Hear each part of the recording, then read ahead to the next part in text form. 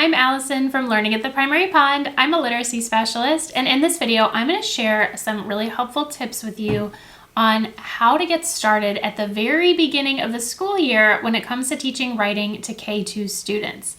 Before we dive in, if you haven't subscribed to my channel yet, make sure to do that now, and then also hit the little bell so that you're notified every time I post a brand new video about teaching literacy in K-2.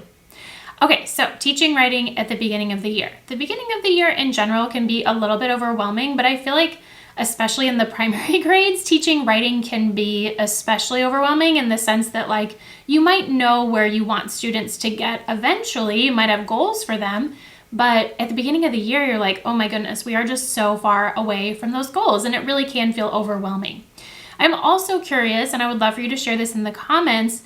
I found that sometimes writing programs or curriculums, they assume that the kids are starting off much higher than they really are. And they maybe don't give enough guidance on the basics. So let me know right now in the comments, just type yes or no. Do you feel like the current writing program or curriculum that you use does give you enough guidance in getting your students off to a good start, like very much starting with the basics? Just let me know yes or no. Very curious because I know writing programs really vary in that. Okay, so let's dive into actually like what do we do when we're getting started? How do we start to get on that path to getting our students where we want them to be? So first of all, I think it's helpful to think about all the different components of writing instruction. There's like, the writing genres, so narrative, opinion, informational. Obviously, you're not going to do all of it at once, but you kind of have to keep that in mind throughout the school year. There's responding to prompts, so like a specific prompt, or maybe even writing about text, right? Like if the kids read a story or listen to a story, reading response type things. There's grammar, that's an important part of writing. And then, there's also the pieces of just like, okay, are you going to have like a whole group mini lesson? Are you going to do any small group writing, or is that going to happen in small group reading? So just thinking about all the pieces of your writing instruction and what you want it to look like during the school year. So next, once you've kind of like mapped all that out and maybe just do a brain dump, take a look at your schedule and see how much time you actually have allotted in the day for all of that. You may, be able to squeeze in more than you originally thought, because if you have like a set writing block, well, that's great. But even if it's short, maybe during your reading block, the kids are writing about reading, or maybe doing small group, maybe during small group, they're doing a little bit of writing as well. So just think about how you can kind of integrate writing throughout your entire block. And I'll actually show you in a minute, like what your writing block might look like with a first grade example. But next up, I think I want to talk about pacing. So let me find the right page. All right, so this is the first grade pacing guide from our writing program, Primary Writing Success. And this is just an example, but if you have a pacing guide, or if you make a pacing guide, you can kind of map out how all those components that we talked about, like the prompt writing, the different genres, you kind of want to take a look at the whole year. And you don't have to have all of your details spelled out at the very beginning of the school year by any means, but it does kind of help if you have a general plan. So that's the purpose of this pacing guide in Primary Writing Success. I'll leave information about Primary Writing Success along with this video. But anyway, I'm not sure if you can read this or if it's too small on the page, but you can kind of see like we start with a core writing unit pretty much right away in the school year, because we start off so small as far as what we expect the kids to do. And I'll talk about that in a minute too. But then like we're not worrying about writing prompts at first. We're not worrying about any small group writing. And then the grammar piece doesn't start until the second week of your school year. So you don't have to start everything at once. That's the reason why I want to show you this pacing guide, right? We don't have to dive in and overwhelm ourselves, one step at a time. But again, it does help to have kind of that plan for the entire school year so that okay, well, maybe we're starting with narrative writing, but then we're going to get to opinion and informational writing as well. So this is unit 1 of the core writing units in Primary Writing Success. But the reason why I wanted to talk about this list of lessons, and it's okay that you can't read it, I will, talk kind of generally about what's included.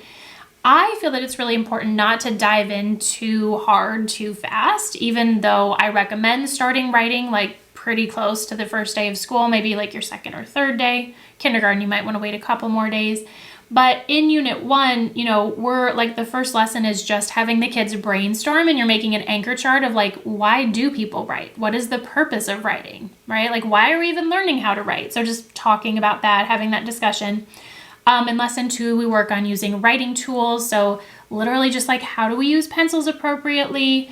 Maybe like, how do they access paper? Are they supposed to use both sides of the paper? Whatever your expectations are.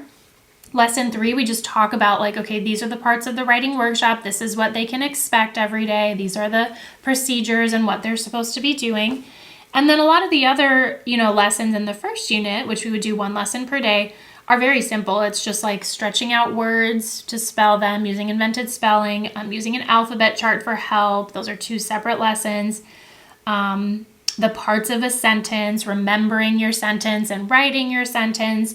And it's not necessarily expected that it's definitely not expected that by the end of the unit, the kids are writing perfect sentences, but you're kind of like laying the foundation, and then in future units, you will just build on that and help their sentences become better, because by the end of unit 1, the expectation again is not that they're always writing incomplete sentences or they have perfect sentences. We build on that throughout the year. I also want to mention in unit 1, and I feel like this is most relevant for first grade and up, not so much kindergarten, I do take a little writing sample from them. So you could spread these out, but we have in unit 1 of first grade, you taking a personal narrative writing sample from them, which might just be drawing at this point and maybe a few words, and that's totally okay. An informational writing sample, and then later an opinion writing sample.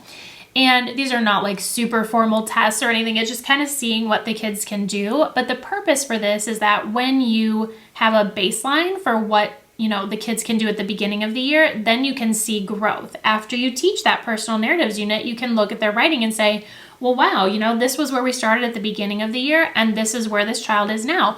And it can also show you, well, they grew here, but we need to, work on this area or whatever. So those writing samples are another important piece.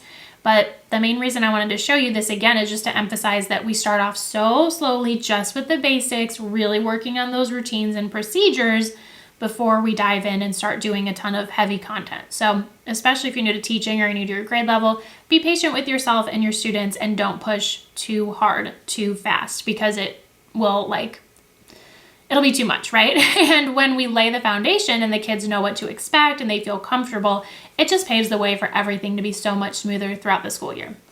All right, last thing I want to show you is just a little sample schedule.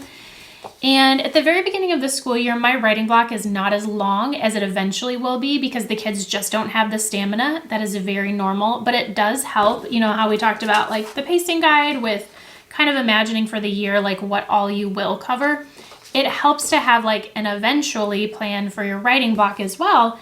And so let me kind of just walk you through this first grade example. Obviously, it would be a little bit different depending on what grade you're teaching. So first, every day we have a mini lesson, 10 to 15 minutes. Next up, the students are working. That could be 10 minutes, probably at the beginning of the year, more like 5 minutes, 7 minutes, all the way up to 30 minutes, maybe by the end of the year, if you have it. You don't have to have that much time in order to practice writing. Some practice is better than nothing, right?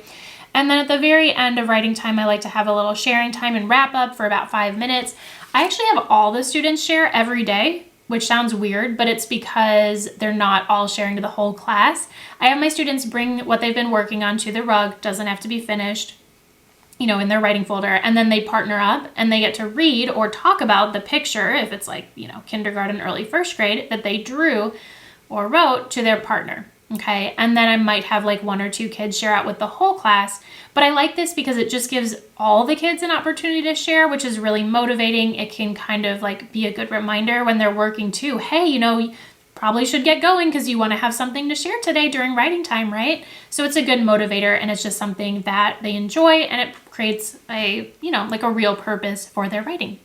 So I hope all of that was helpful and just thinking about how to get started, having a long-term plan, doesn't have to be super detailed. And then, also having a long-term plan for, okay, this is what I want the writing block to look like eventually, even if it doesn't look like this on day 1. And then also starting small, right? And we talked too about kind of getting a sample on students so that you can monitor growth throughout the rest of the school year. All right, if you would like to learn more about teaching writing, I have it's a full-length 1-hour training, and the focus of that is to help your kids become really independent with their writing, which is great for the beginning of the school year, but honestly, anytime.